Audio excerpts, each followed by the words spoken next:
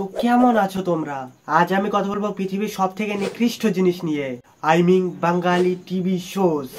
ফাটাস ফাটাস ফাটাস একইভাবেই মারলো সবাই তোকে চারবার। প্রতিদিন সন্ধ্যা হলে ভয়ানক আকারে তোমাদের বাড়িতে বিস্ফোরণ ঘটায়। আর এই শো সব থেকে ক্ষতিকর বিষ হলো একা নম্বর 1, আই মিন দিদি নম্বর 1।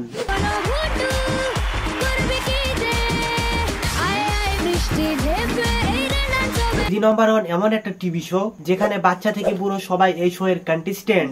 বাংলার দিদি নাম্বার 1 হয়ে ওঠার লড়াইয়ে না শুধু এরাই শেষ নয়, জেল থেকে পালিয়ে আসা তারাও এই শো এর প্রতিযোগী।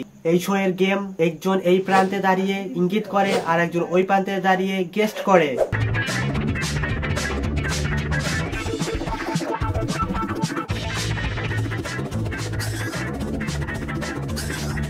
জু দেখাচ্ছে, সেখানে হাতি আছে বা এদের মধ্যখানে প্যারাগ্রাফ ব্যানার্জি। কে রান্না করে তোমার জন্য? মা তাহলে কি মজা বুঝেই গেছো বোধহয়। তো দেখো, এই হচ্ছে আমাদের দিদি নম্বর 1 এর কন্টেস্টেন্টদের এন্ট্রি।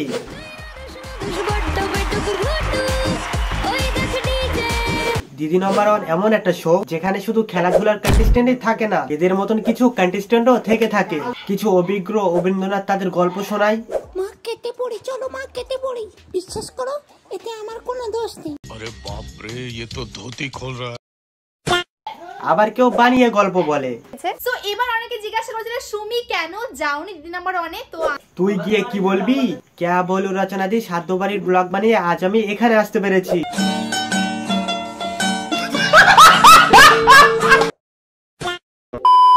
আসসালামু আলাইকুম, দিস ইজ শরীফুল।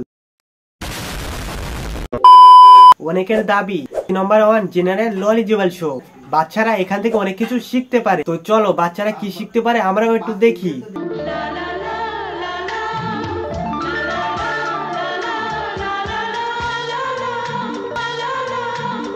মালতী, বলতো আমার কুনিস দেখে আমার বর প্রেমে পড়েছিল? বুড়ি হয়েও এসব কোয়েশ্চেন?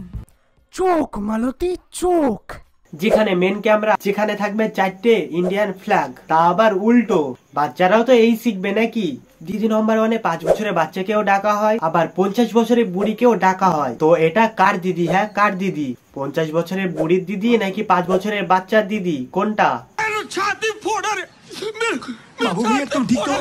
मार साले का खोपड़ी तोड़ साले का। उठा ले मेरे को नहीं रे, इन दोनों को उठा ले। এরপর আসে বাংলা ম্যাথমেটিক্স শো।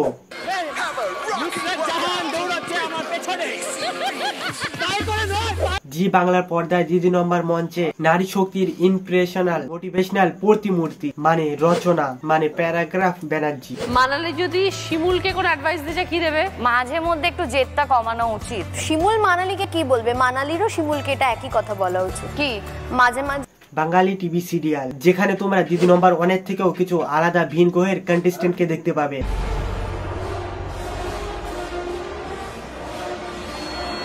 এটা শুধু টিভি সিরিয়াল নয়, কিছু মানুষের ইমোশন।